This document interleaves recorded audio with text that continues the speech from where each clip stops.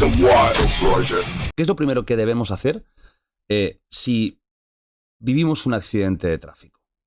Mira, a ver, en los accidentes de tráfico actualmente todavía, antiguamente, cuando yo empecé con todo esto, año 99, había accidentes de tráfico que eran brutales. Nosotros atendíamos barbaridades, por eso es como que nos hicimos, ¿no? Esa juventud de Cruz Roja que éramos, de voluntarios, ya vivíamos todas estas experiencias, ¿no? Por eso muchas veces me preguntan y dicen, ¿tú has tenido ayuda psicológica? No, luego lo hablamos si quieres, pero no he recibido nunca ayuda psicológica. A lo mejor hubiera ido bien. Sí, pero lo hemos mamado el grupo que somos desde muy pequeños todo esto. Cosas muy heavies, ¿eh? Cosas muy heavies. Entonces los accidentes de tráfico estaban ahí y eran brutales. 180 por la autovía, los teléfonos móviles cuando empezaron también era brutal, ¿no? Los descuidos, la somnolencia, los microsueños, que te habrá pasado alguna vez. Sí. Cuando tienes ese microsueño, por favor, para, porque es el que provoca mayor accidentes. Entonces, claro, yo explico una cosa en los accidentes de tráfico que digo, cuando tú tienes un accidente de tráfico y tú te acercas al coche, ¿no? Porque el deber de socorro, imagínate la situación. Yo creo que mucha gente se imagina esta situación, ¿no? Que tú vas en el coche, sufre un accidente y tú eres el que no ha tenido accidente, sino que vas a ayudarle, a asistirle. Pues ahí te puedes encontrar dos situaciones. Una en la que la persona puede ser que esté hablando contigo y esté bien y no haya ningún peligro ni un riesgo inminente, en el que simplemente es llama a emergencias y espera que lleguen. Ya está. Tú no hagas nada más. No hagas nada más. Intentes abrir. No, y mientras la persona esté bien y no haya peligro y no haya riesgo, el proteger, alertar, socorrer, en el que no haya riesgo de que te pillen, ¿no? Porque siempre hay que tener ese proteger primero, de que tengas que colocar el coche de una manera o de otra, pero que esté segura la zona. Eso es importante, ¿no? Que no pueda venir otro y te atropelle a ti y luego al que está dentro, ¿no? Pero hay unas situaciones de riesgo inminente en las que yo explico y le explico una maniobra. Una maniobra que la puede hacer cualquier persona con sus manos, pero claro, tiene que saber y conocerla. Y esta se llama la maniobra de Rautek. La maniobra de Rautek se utiliza en situaciones de riesgo inminente. Riesgo inminente es cuando, imagínate, te acercas al coche y de repente está a punto de prender. O sea, hay humo. Tienes que evacuar a esa persona ya, aunque tenga lesiones, me da igual. Pero tienes que sacarla porque va a morir quemada. O, por ejemplo, te acercas a la víctima y ya compruebas tú directamente que no respira o tiene una respiración superficial. Tienes que sacarlo, porque hay que valorarlo fuera, no tienes tiempo. Entonces, para sacarlo, existe una maniobra que se llama la maniobra de Rautek. Yo pido que la gente la visualice para que aprenda. Que de una manera, entre comillas, es la manera más segura de evacuar a una persona inconsciente que pueda tener lesiones cervicales o una posible lesión medular. Siempre hablamos de que la lesión medular no es algo habitual. O sea, tú dices, siempre conozco a alguien que se ha quedado parapléjico, ¿no? En un accidente, pero que la mayoría de los accidentes, la estadística nos dice que un 0,000015 son lesiones medulares, muy bajo. No es tan fácil que nosotros tengamos este tipo de lesiones, ¿no? Nuestro cuerpo se protege. Correcto, eso es. A no ser que en los niños puede ser por la decapitación interna, ¿no? En los frenazos, que puede ser más habitual, pero date cuenta que es muy bajo, esa lesión es muy baja. Pero a pesar de eso, como tú no lo sabes y la persona puede estar inconsciente o puedes tener esa situación, hay una técnica que es meter por debajo de tu brazo, coger bien el mentón con tu otro hombro, desde tú estás afuera del coche. Claro. Con el hombro apoyas su occipital, con el mentón y occipital ya lo tienes estabilizado y ahora haces un tirón con la espalda recta, lo sacas del vehículo, lo llevas a una zona segura, haces un control cervical, lo valoras, realmente ves si realmente necesita ayuda o no, respira o no respira, y a partir de ahí es controlar cervical si habla y estar pendiente a que lleguen los servicios de emergencia. Control cervical es mantener tu cabeza. O sea, te dicen, la colocación de collarín, ¿has oído hablar de ella? Ahora no está casi recomendada porque realmente solamente se colocaría el collarín si esa persona lo requiere. Hay unos criterios para colocarlo. Personal sanitario, ¿eh? Sí, pero personal lego, una persona, vamos a decir, cualquiera que haya parado para ayudar. Claro, ese personal lego como tú que puedes llegar para ayudar, el mejor collarín es tus manos. Y mientras haya dos manos que mantengan la cabeza, que no se movilice, ese es el mejor collarín y el más seguro y el que menos daño provoca. Por lo tanto, utiliza tus manos y espera la llegada de emergencias. Que en un accidente de tráfico pueden ocurrir múltiples, porque ya hablamos de politraumas. Mira, te voy a dar un detalle también muy importante ante ese accidente de tráfico. Si, por ejemplo, es de una... Podríamos hablar de la moto, pero... Vamos a hablar de la moto, si quieres meterte en el casco te lo explico también.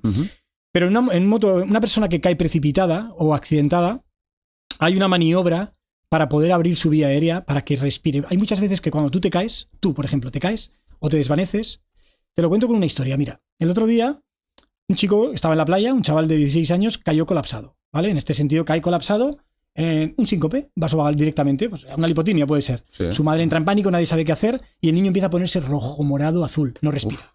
Entonces, claro, la gente no sabe qué hacer, nosotros tardamos en llegar 6 minutos, pero ahí había un bombero que simplemente le hizo una maniobra, que es la hiperextensión del cuello hacia atrás, que es hacer esto, y el niño empezó a recuperar el color.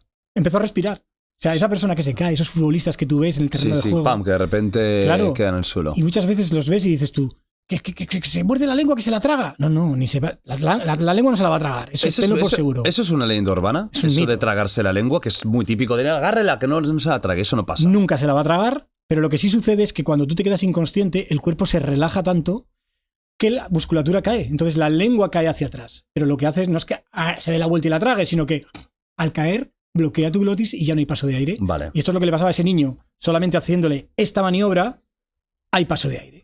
Ya lo has resuelto. Joder, qué fácil, ¿no? Claro. Una maniobra que se llama sencillo. frente-mentón, hiperextensión del cuello hacia atrás. Ajá. Y aquí te vengo a llegar al tema del accidente. El accidentado es diferente. Tú al accidentado no le puedes hacer esto en el cuello. No deberías. Porque podrías agravar una lesión que no sabes si tiene. Uy, el niño, cuidado, ¿eh? ¿El niño, estás bien? Lo dejamos ahí equilibrado. En este caso, existe una maniobra que se llama la subluxación mandibular. Todo paciente politraumado, o sea, politraumatizado, que haya caído, que tú tengas que atenderlo y veas que no respire, simplemente para comprobar que respire, porque tú vas a comprobar si el pecho se eleva o no. Mira, sacas la mandíbula hacia afuera, la subluxas. Es así de fácil. Si tú lo haces de frente, lo que vas a hacer es colocar tus pulgares en sus pómulos y sacar la mandíbula hacia arriba, pero sin movilizar el cuello. Y ya tienes otra vez permeabilidad, vía aérea abierta y hay paso de aire. Ya respira. Ostras. Y entonces ahí vas a ver si se eleva o no se eleva el pecho. Son técnicas básicas que nadie nos las ha enseñado. No, nunca. Y si no las conocemos, no las hacemos y eso causa muertes. En caso de que veamos un accidente y el coche está pues del revés, ahí, ¿cómo podríamos sacar a una persona si tenemos que hacerlo? Mira, date cuenta que depende mucho de la situación, ¿no? Es que eso hay que estar ahí para verlo. Pero si hay una situación de riesgo inminente, como te digo, hay que evacuarlo. Hay que intentar cortar el cinturón sea como sea y tratar de sacarlo de forma arrastrada. Desde dentro es muy difícil. Nosotros utilizamos lo que se llama la boa, que es como lo puedes hacer con una sábana en tu casa y luego la vendas, haces una sábana larga, la enrollas, la vendas y se utiliza, le llaman la boa porque es como una serpiente. Que se lo pasas al accidentado por el cuello, con dos pases, luego por detrás de las axilas y ya tienes un agarre. Vale. Tienes más o menos el cuello, que se suele hacer con collarín, ¿vale? Normalmente colocas collarín y lo haces para no movilizar. Pero personas que queremos arrastrarlas, que no tengan ningún daño cervical y las tengamos que sacar de un sitio muy confinado, podríamos utilizar esa misma sábana haciendo lo que te he dicho. Se pasa por alrededor del cuello, luego por detrás de nuestras axilas y ya tenemos un agarre con el que poder arrastrar y sacarla. Pero si el coche está volcado, el tío está boca abajo y hemos llamado a emergencias y habla y no hay riesgo para ninguno de nadie, déjalo y llama a emergencias, que vengan los sanitarios y los bomberos, que son los que van a poder hacer el rescate de la mejor manera. Yo lo que explico es cuando la cuestión es vital. O sea, si realmente va a morir, tienes que hacer algo. Y en caso de que tú eres el que has tenido el accidente, acabas de tener un accidente, estás desorientado, ¿qué es lo que recomiendas a la gente? Ojalá que no pase, pero que pueda pasarle esto. Y nadie te ve, imagínate. Y nadie te ve. Y nadie te ve. Tú, lo principal es cuando tú te encuentras de manera accidentada, incluso cuando tú sientes algo y tienes que parar el coche, imagínate que sientes un dolor torácico o un desvanecimiento, ¿no? Y tú tienes que parar el coche, lo ideal es que avises a emergencias cuanto antes, pongas el móvil en modo altavoz si puedes. Si te da tiempo a avisar a emergencias, eso es la primera clave, ¿no? Llamar al 112. Pero a partir de ahí, debes intentar dar los mayores detalles posibles, pero hay algo que te puede salvar la vida en ese momento, que es colocarte en una posición segura. Tú solo, colocarte en una posición segura. Es decir, si tú estás colocado en el coche, pues mira, reclina el asiento y colócate de lado. ¿De lado? De lado. Porque si en el momento en el que tú pierdes el conocimiento, si te quedas boca arriba, si hay rigurgitas o hay un vómito, ese vómito puede hacer una broncoaspiración, puede ahogarte, puede matarte. Por lo tanto, que siempre yo lo recomiendo, acuéstate de lado. Si ves que estás muy mareado, directamente acuéstate de lado y habiendo llamado a emergencias, ese es el momento en el que te pueden salvar. ¿Por qué? Porque vas a salvar tu vida y vas a preservar tu vida, por lo menos vas a poder respirar. Es importantísimo.